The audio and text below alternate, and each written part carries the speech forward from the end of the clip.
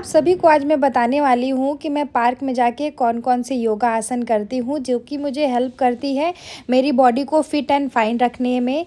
तो वैसे तो अभी मैं मास्टर्स कर रही हूँ योगा एंड थेरेपी में। तो सबसे पहले जब भी मैं सोकर उठती हूँ तो अपने लिए सूक्ष्म व्यायाम ज़रूर करती हूँ, ताकि मेरी जितनी भी नस नाड़ियाँ हैं वो बिल्कुल लूज़ हो जाएँ। स्टार्टिंग जो होता है वो हमारा हेड रोटेशन से होता है, जिसे कि 5-5 काउंट तक मैं अप एंड डाउन करती हूँ, उसके बाद राइट एंड लेफ़्ट करती हूँ। लेकिन ध्यान ये रखिए, अगर आप वज्रासन में बैठ के नहीं कर सकते हैं तो आप सुखासन में मतलब कि पालथी मार के भी कर सकते हैं। देखिए, अभी हम जो कर रहे हैं वो कर रहे हैं हेड रोटेशन, जो कि क्लॉकवाइज़ है।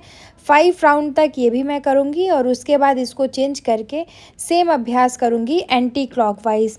वैसे जो भी आसन मैं यहाँ पे कर रही हूँ उन सभी आसनों को आप रोज़ाना कर सकते हैं।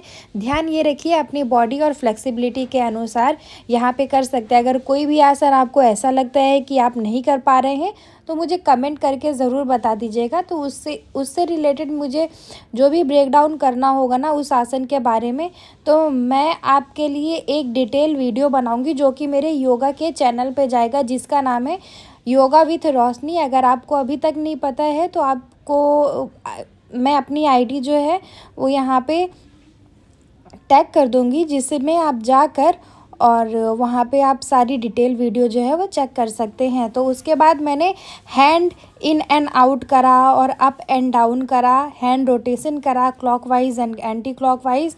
जो हैंड की मूवमेंट होती है ना वो हमारे हाथ के लिए तो अच्छी होती ही होती है, लेकिन साथ ही साथ हमारे ब्रेस्ट के लिए भी बहुत अच्छी होती है और बैक के लिए होती है अच्छी।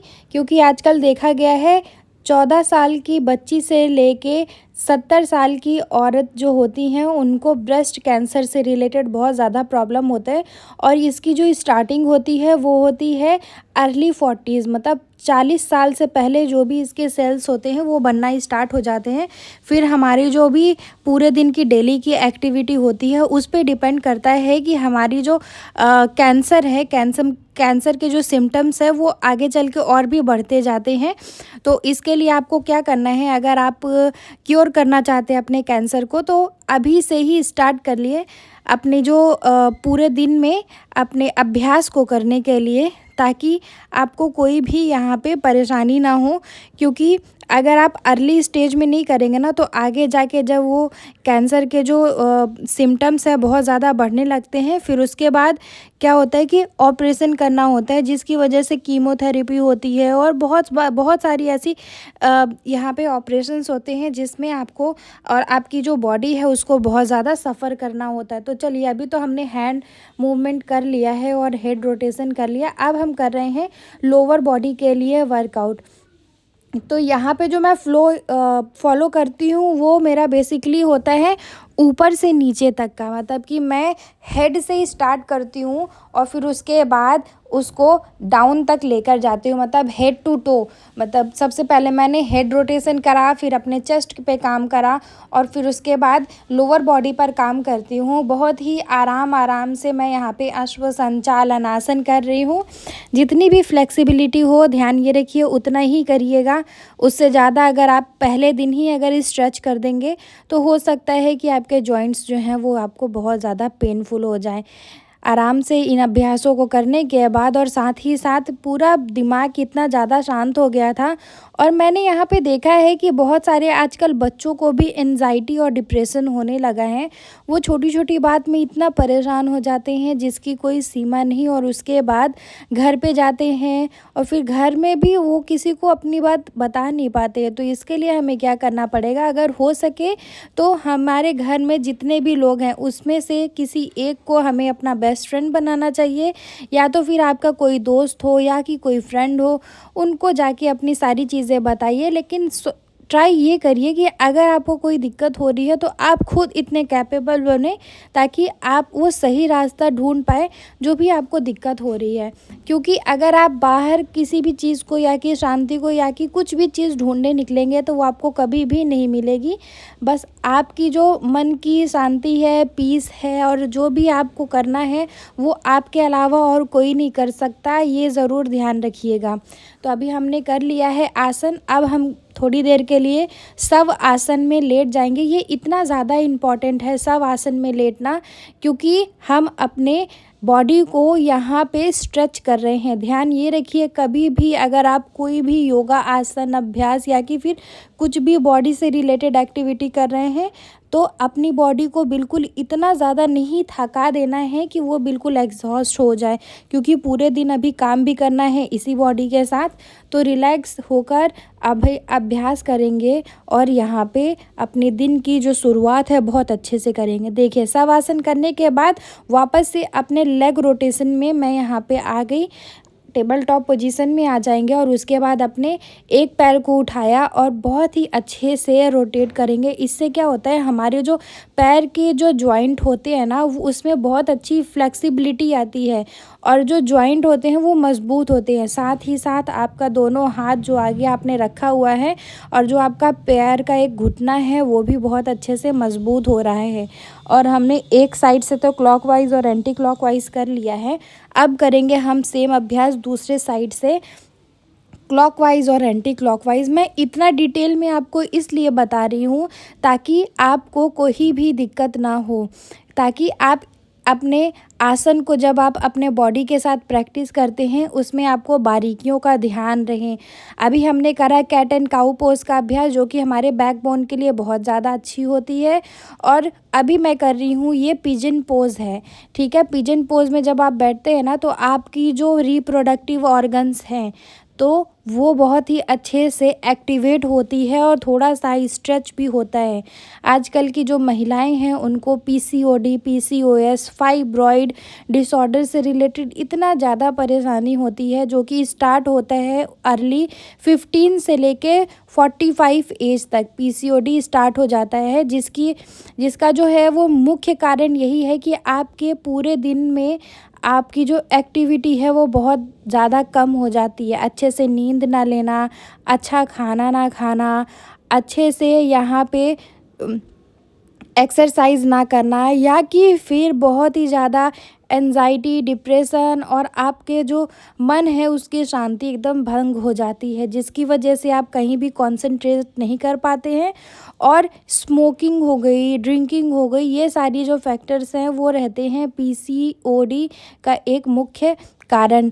लक्षण अगर आप जानना चाह रहे हैं तो इसमें पीरियड्स बहुत देर से आते हैं और आपके जो यूट्रस होता है उसमें बहुत ज़्यादा पेन होने लगता है, क्रैम्प्स बहुत ज़्यादा आते हैं, फ्लो बहुत कम होता है। कई बार पीरियड्स 1 महीने, 2 महीने और 6-6 महीने तक आपका यहाँ पे स्किप हो जाता है और आगे चल के यही फाइब्रॉइड का रूप ले लेता है, जिसकी वजह से आपके बच्चेदानियों में गांठ होने लगती है। जब भी आप यहाँ पे अपनी जो फैमिली प्लानिंग के लिए सोचते हैं तो कंसीव नहीं कर पाते हैं या कि फिर बहुत ही ज़्यादा क्रिटिकल हो जाता है, और साथ ही साथ जब आप आगे चल के बेबी को बर्थ देते हैं तो उसके लिए ऑपरेशन होता है, जिससे कि सी सेक्शन से ही आपका जो डिलीवरी है वो होता है। तो इन सभी दिक्कतों को आपको छोड़ने के लिए क्या करना होगा, अपने जो लाइफस्टाइल है उसको चेंज करना होगा। जब तक आप उसको चेंज नहीं करेंगे तब तक आपको कोई भी यहाँ पे दिक्कत ना हो इसकी कोई भी यहाँ पे गारंटी नहीं दे सकता। नहीं तो आप पिल्स खाते रहेंगे और उसके बाद आपको हो जाएगी परेशानी।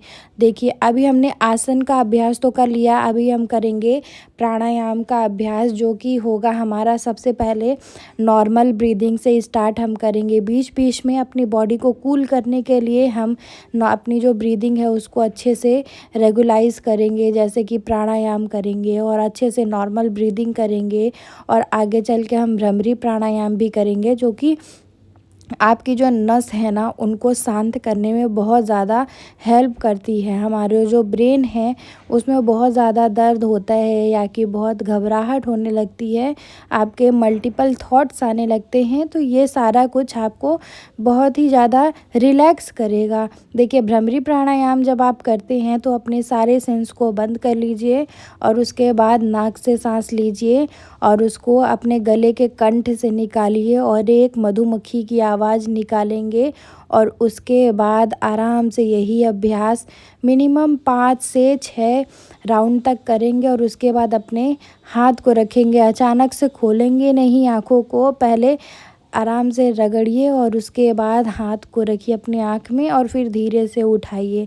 तो मैं जहाँ योगा कर रही थी वहाँ कुछ बच्चे मैच भी खेल रहे थे, तो वो अपना काम कर रहे थे, मैं अपना काम कर रही थी, लेकिन थोड़ा डर भी लग रहा था कहीं उधर से आके बॉल ना लग जाए, लेकिन उन लोगों ने जो फील्डिंग कर रखी थी वो बहुत अच्छी थी।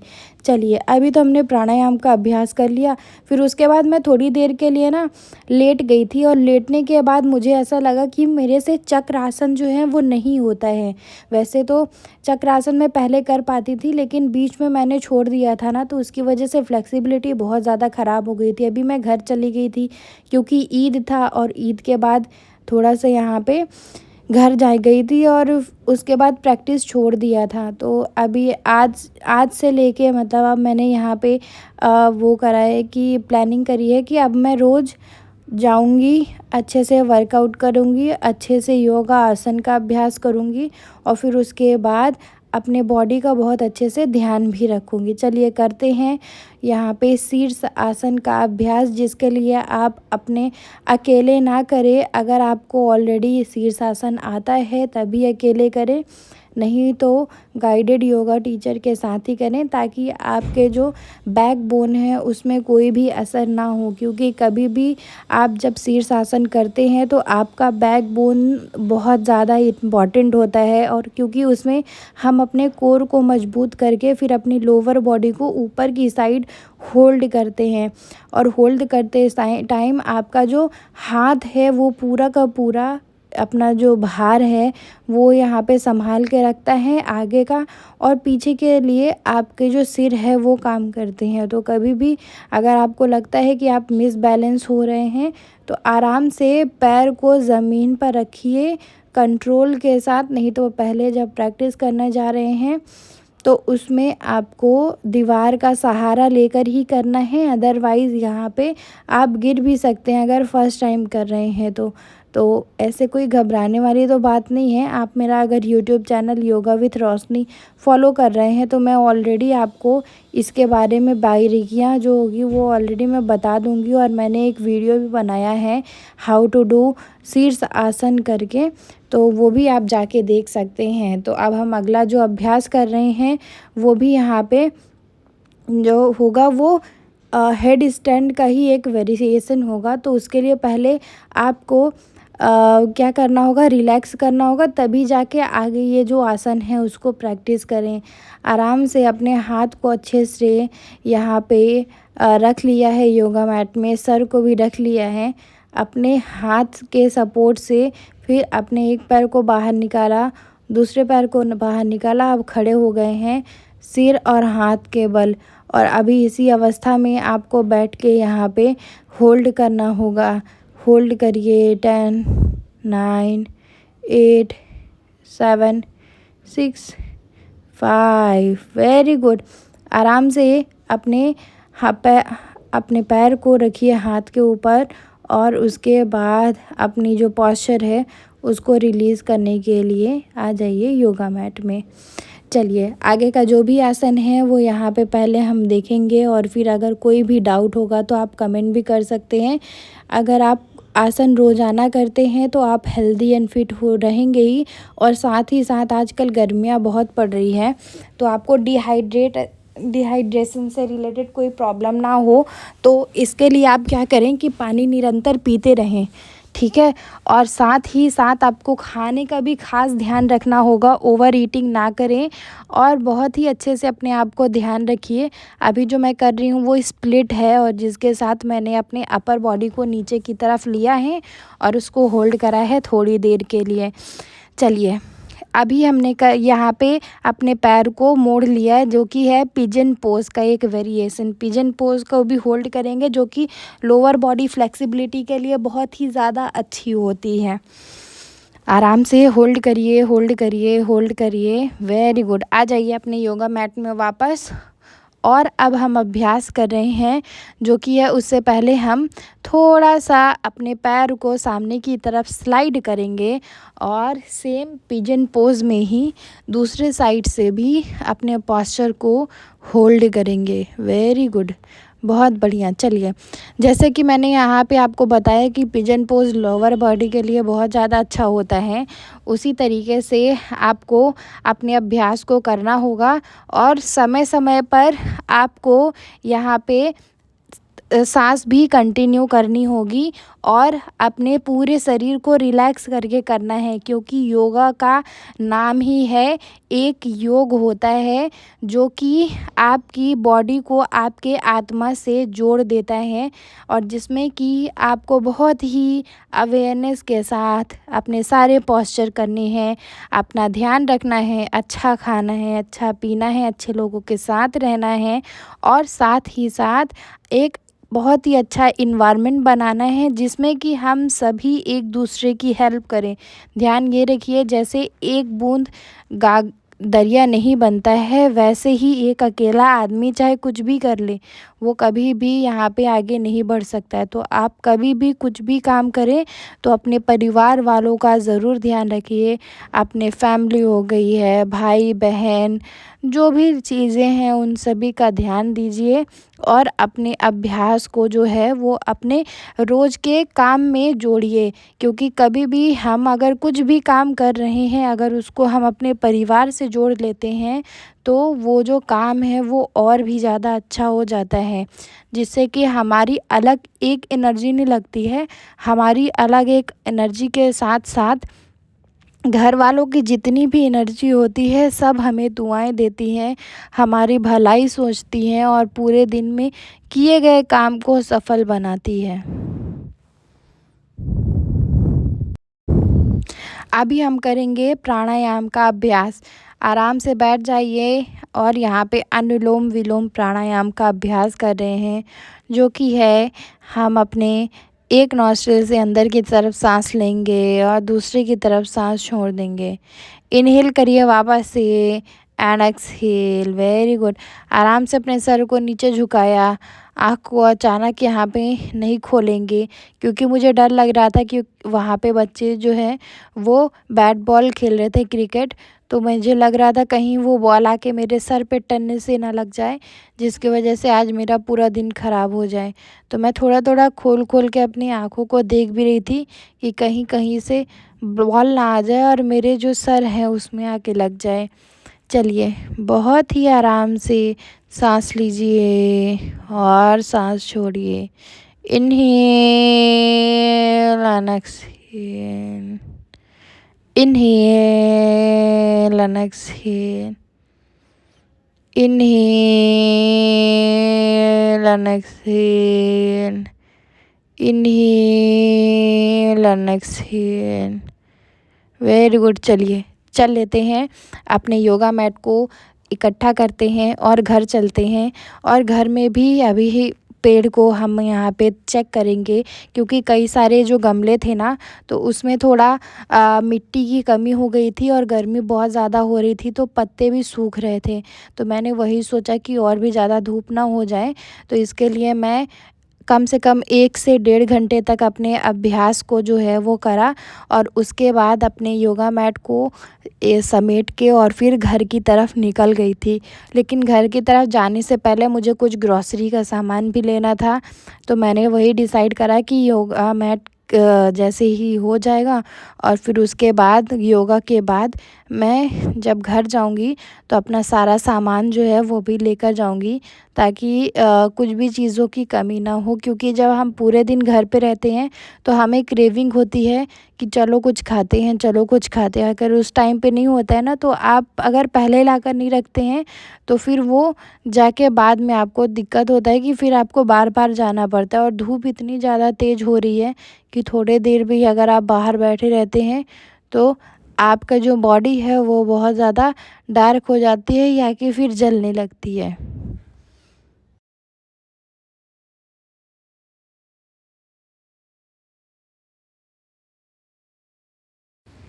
घर आते टाइम मुझे यहाँ पे बहुत सारे लोग ऐसे मिलते हैं जो कि योगा का अभ्यास ऑलरेडी करते रहते हैं या कि वो अपना कुछ काम करते रहते हैं। और मैं घर आके सबसे पहले अपने बालकनी को साफ़ करने लगी और साथ ही साथ अपने पेड़ पौधे को पानी देने लगी। और सामने जो दीदी रहती हैं उन्होंने भी हमारी हेल्प करी, जिससे कि मैंने अपने गमले को बहुत ही अच्छे से यहाँ पे डेकोरेट करके रख दिया, और आगे चल के उसमें पानी देने में भी बहुत ईजी आ जाएगा। हमारे जो पड़ोसी होते हैं कई बार इतने अच्छे मिल जाते हैं हमें, जिनकी हमें यहाँ पे कोई भी उम्मीद नहीं होती है, और अच्छे लोग होते हैं तो हम वैसे ही अच्छे बन जाते हैं। तो वीडियो को अंत तक देखना है तो सब्सक्राइब करना बिल्कुल भी ना भूलें। अपना ध्यान रखिएगा। नमस्ते।